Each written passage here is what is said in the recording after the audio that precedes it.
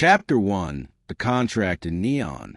The orbital station Athelion Prime floated above its scarred planet like a jewel predator, its segmented rings flashing with streams of light that pulsed the rhythm of commerce and crime.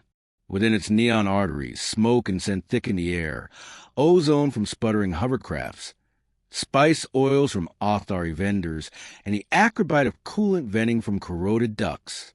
Kaelin walked the lower concourse with her hood low, her boots striking the grated floor in a steady rhythm. The hum of plasma engines reverberated through the metal beneath her soles, as if the station itself whispered reminders of her purpose. One hand brushed a dagger at her side, Venom Tech. Serrated edge, meant to cut deep and fast. The contract was simple. Eliminate Commander Elias Vare. A human. She had killed humans before. Fragile bones, skin too soft for real war. And yet the Syndicate's warning echoed in her head. They are unpredictable. Do not underestimate them. The marketplace opened wide before her, a cavern of light and noise. Glowing signs and dozens of alien scripts flickered against walls of polished alloy. Creatures of every shape moved shoulder to shoulder. Scale traders with silver tongues, insectoid engineers carrying power cores that buzzed with restrained energy, and sleek Valorian courtesans who first shimmered under ultraviolet light. Kaelin slipped among them with the grace of shadow. Then she saw him. Elias Vare stood near a food stall, speaking to a merchant whose frilled gills fluttered with every word. He was taller than she expected, shoulders square beneath a simple diplomat's jacket. Not armored, not armed, yet every movement radiated purpose. His eyes, sharp and unflinching, scanned the crowd with a soldier's caution. When they passed over Kaelin, she felt her breath catch. He did not look away as most prey did. Instead, his gaze lingered, steady, piercing, as if he could see past her hood, past the layers of deception, into the assassin beneath. Kaelin adjusted her stride, weaving closer. Her pulse quickened, though her training demanded calm. She had ended lives without hesitation, but something in that human's gaze felt different. It wasn't fear. It wasn't arrogance. It was something unsettlingly human, trust, or maybe defiance. The merchant handed Elias a packet of glowing fruit, the kind that left a tang of citrus and copper on the tongue. Elias smiled at the alien, thanking him in perfectly accented Thracic, a language Kaelin herself still found awkward on her tongue. The vendor's eyes widened, his frills trembling with approval. Humans, she thought bitterly, always adapting, always fin themselves where they did not belong. No wonder the Syndicate feared them. A brawl erupted nearby. Two drunken miners, claws flashing in the neon haze. The crowd shifted, shouts rising like the hum of engines. Kaelin reached for her dagger, muscles tense, waiting for the perfect window. But Elias moved first, not towards safety, but into the chaos. He caught one miner by the wrist, twisted with precision that spoke of training, and shoved the other back with just enough force to separate them. He spoke quickly, firmly. His words carried calm instead of threat. The crowd stilled. Even the miners lowered their claws, muttering as they slunk away. Kaelin's hand froze on her blade. She had seen diplomats cower, soldiers boast, criminals dominate, but never someone who stepped into violence with nothing but words and conviction. Elias turned again, eyes sweeping the crowd. For a heartbeat, they locked on hers once more. The neon reflected in his gaze like fire trapped in glass. And in that instant, Kaelin felt the contract slip, as though the certainty of killing him had been replaced by something far more dangerous. Doubt. Chapter 2. Fragile Yet Unyielding. The cargo docks of Athelion Prime stretched like a labyrinth, endless corridors of stacked freight modules, pressure-sealed doors, and the constant hiss of atmospheric pumps. The hum of grav lifts thrummed in Kaelin's bones as she stalked along the upper gantry, her cloak billowing faintly in the recycled air. Down below, Commander Elias Vare walked alone, boots striking the deck in calm, measured steps. This was the moment. Kaylin's fingers tightened around the hilt of her venom tech blade.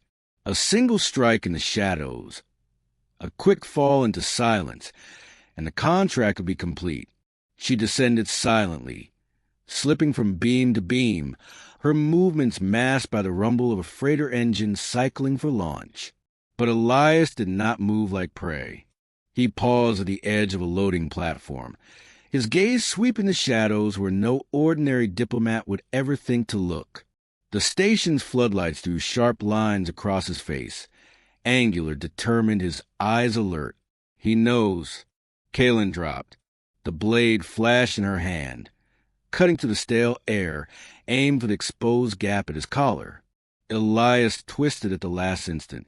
Her blade grazed fabric, sparking against a hidden layer of woven polyfiber. He stumbled back, unarmed, yet he didn't run. An assassin? His voice was calm, steady, though his chest rose with the force of exertion. The syndicate couldn't even face me themselves? Kaylin lunged again, but Elias did something she hadn't expected.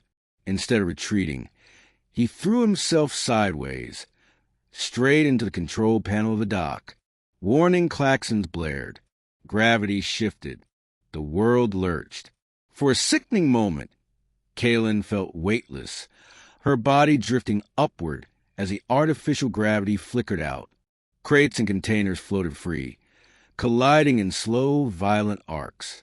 She grabbed a support rail, twisting in midair, her blade narrowly missing Elias as he pushed off a bulkhead with reckless force. Human, she thought, snarling. They never followed the script. They tumbled together in the zero-gravity chaos, his breath hot against her cheek as they struggled. Elias grabbed her wrist, not with the brute strength she expected, but with precision, locking her arm just enough to stop the blade from reaching his throat. "You don't have to do this," he hissed, straining. Kaylin bared her teeth. "It is what I am."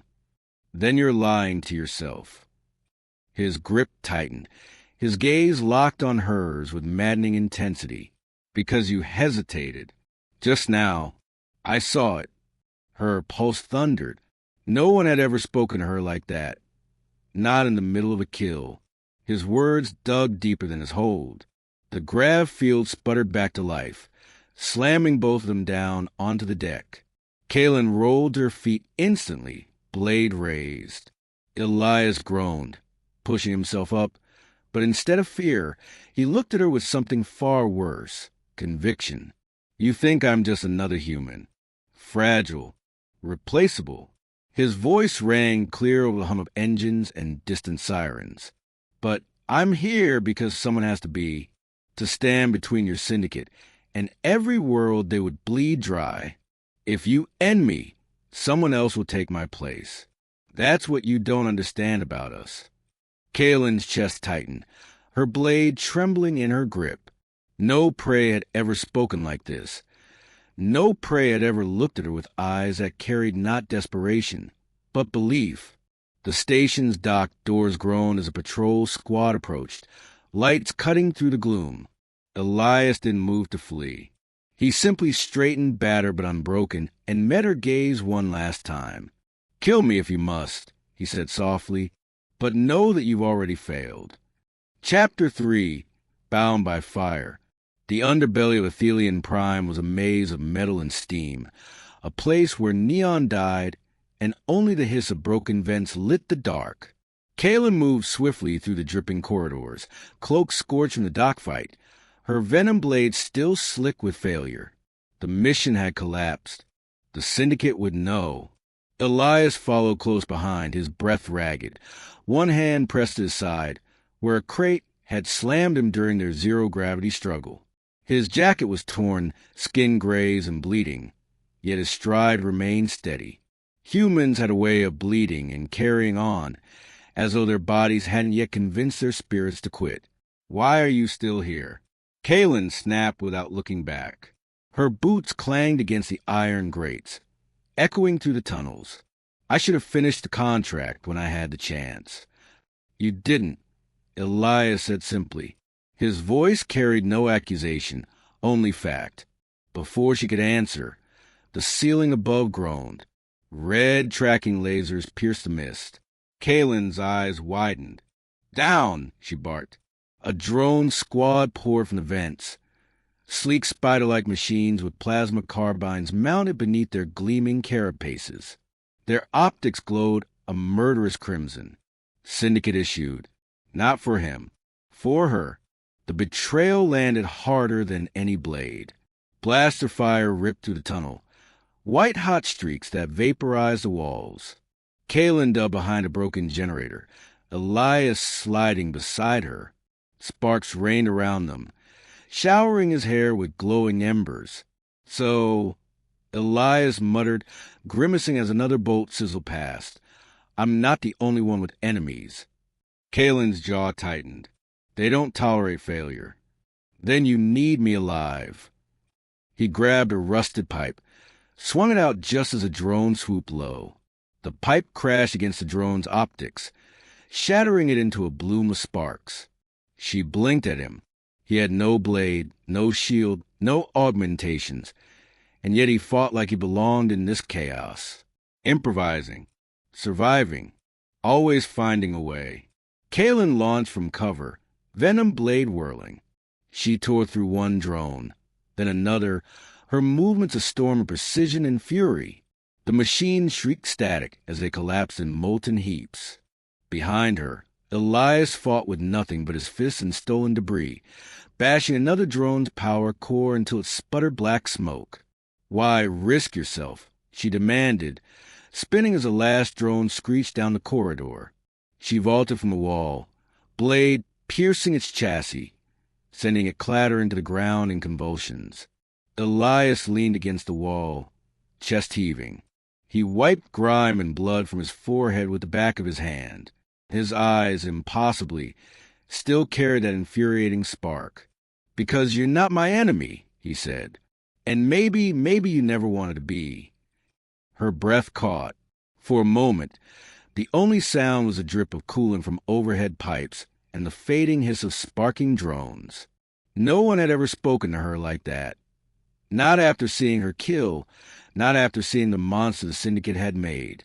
And yet this human, with nothing but bruises and conviction, looked at her as though she was worth saving. Kaylin lowered her blade, her hand trembling as she sheathed it. The oath of her contract battled with something far more dangerous, doubt, and the unfamiliar ache of being seen. For the first time since she could remember, she wasn't sure who was saving whom.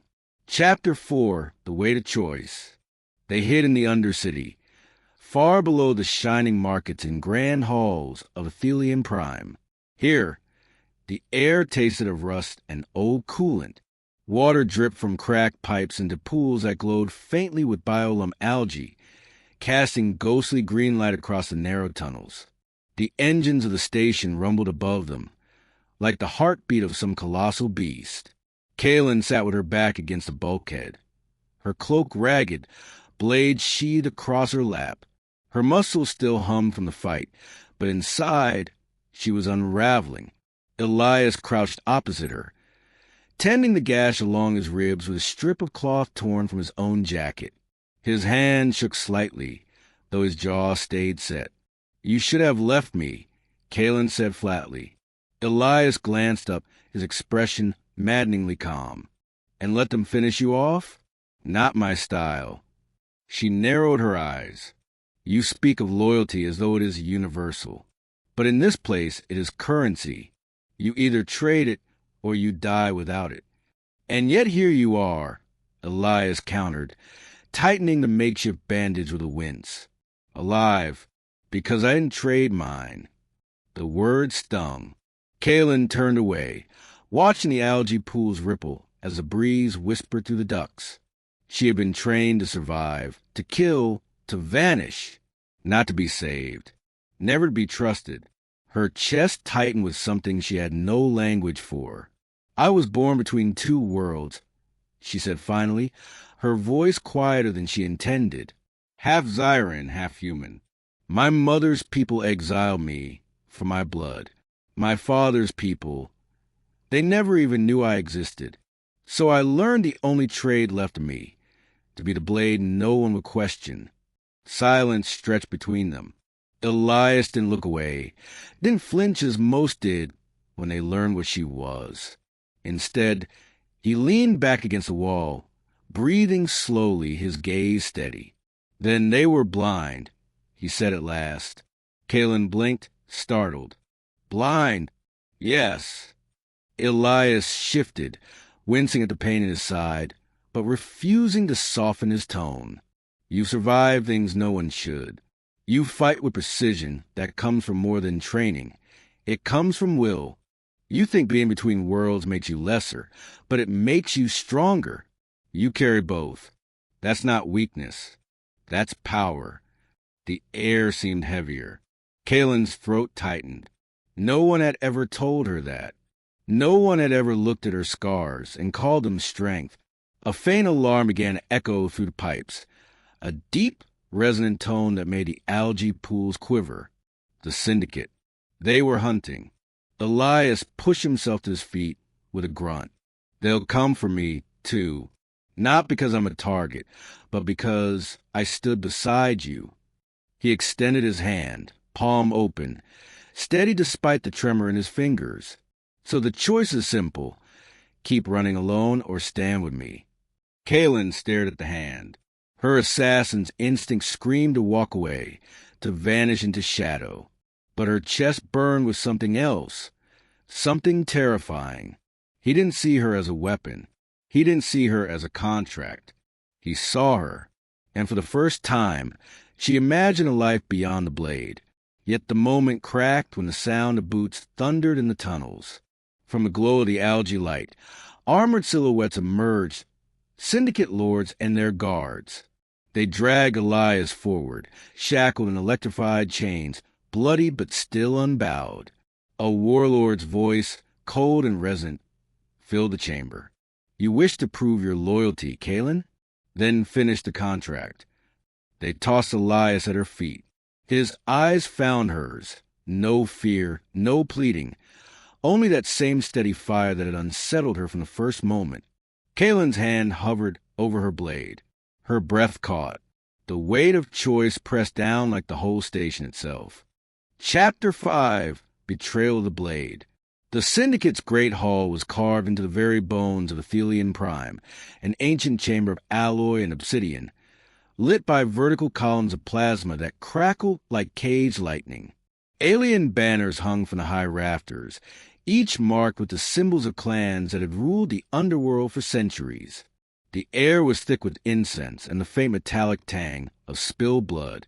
Kalen stood in the center, surrounded by warlords, mercenaries, and shadow brokers, all watching with cold anticipation. The ceremonial blade was heavy in her hand, its curved edge glowing faintly with venom tech. It wasn't her weapon. It was theirs, a symbol of obedience.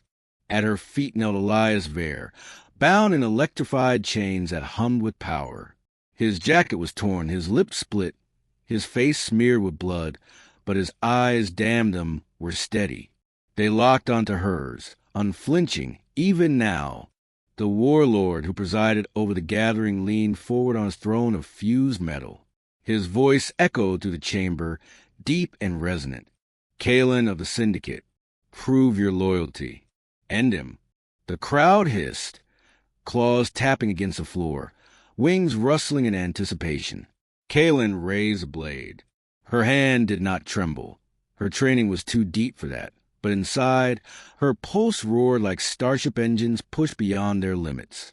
She had stood here before, countless times, executing contracts before the watchful eyes of her masters. But never like this. Elias tilted his head, blood dripping from his temple, and he smiled. Not mockery, not defiance. Something far worse. Trust. "I knew it," he whispered, voice hoarse but clear. "You're more than their weapon." The word slid under her armor, struck where no blade could. Kalen's grip faltered. The weight of the blade doubled, tripled, until it was no longer just steel, but every life she had taken, every contract she had never questioned, every moment of silence where she'd killed, because it was easier than choosing something else. The warlord's eyes narrowed. Do it. The hall darkened as the plasma columns flared. Dozens of guards leveled their weapons. The scent of burning ozone filled Kalen's nose. For one breathless heartbeat, Kalen imagined a future where she obeyed, where she killed Elias, earned the warlord's nods, reclaimed her place in the shadows. Safe, predictable, empty. And then she remembered Elias standing in the docks, bleeding and unarmed, telling her she had already hesitated. She remembered his hand extended in the algolite tunnels, steady despite his wounds. She remembered the one thing no one else had ever given her, choice. Her blade turned. The warlord's eyes widened as Kalen spun, driving the venom edge across his guard's throat in a single strike. The hall erupted in chaos, shouts, screeches, weapons firing in blind fury. Elias dropped low as Kalen slashed through the chains, sparks flying as the venom burned through the restraints. "Move!" she snarled. Elias staggered to his feet, catching a fallen guard's rifle. Together, they carved a path through the chamber. Kalen a storm precision, Elias a whirlwind of reckless courage. Plasma bolts scorched the air. The chamber shook with explosions. Banners ignited in sheets of flame. Above the roar, Kalen heard the warlords bellow. "Traitor!" She didn't look back. Her blade dripped with venom and fire, her heart pounding with the realization that the contract had shattered. And so had her chains. For the first time, she wasn't fighting for the Syndicate. She was fighting against them. And for the first time in her life, she wasn't alone. Chapter 6, More Human Than Human. The hangar bay burned like the heart of a dying star. Plasma fires licked across shattered hulls. Alarms wailed through the steel caverns, and the ozone stench of scorched circuitry clung to every breath. Kalen staggered through the smoke, her venom blade dripping sparks, her cloak torn to ribbons. Behind her, Elias half carried her, half pushed her forward. His side was bandaged with nothing but cloth and stubbornness, blood seeping through. But his stride was unrelenting. Starship ahead, he growled through clenched teeth. Through the haze, Kalen glimpsed a mid-class freighter chained to its docking clamps, its hull scorched, paint peeling, a forgotten vessel, but alive. Engines hummed faintly, like a sleeping beast waiting to be stirred. Shouts echoed. Syndicate warlords had unleashed their final wave. Mercenaries in gleaming armor, their weapons blazing arcs of neon death across the hangar. Kalen spun, venom blade intercepting plasma bolts, her movement as fluid as fire. She cut down 1, 2, 3 attackers, but her arms trembled with exhaustion. Her vision blurred.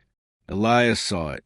He shoved her behind cover, slamming his back to a crate as plasma bolts tore holes through steel.